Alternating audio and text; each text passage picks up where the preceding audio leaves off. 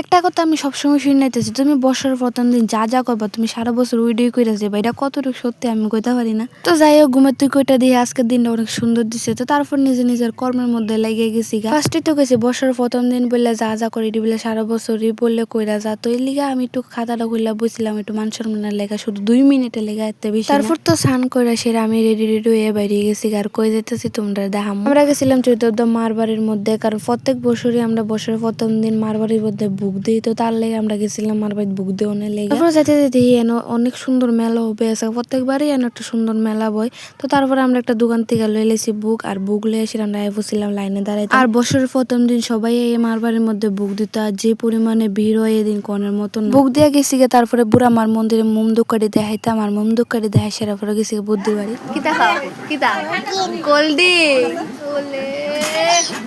বৌদির বাড়ির থেকে রেস্ট করে বেরিয়ে গেছে বাড়ির উদ্দেশ্যে। আর যে পরিমাণে গরম পড়ছে মাথা ফাটানোর মতন, তোমরা যারা যারা মার বাড়ি বুক দিতে গেছো তোমরা সবাই বুঝছো।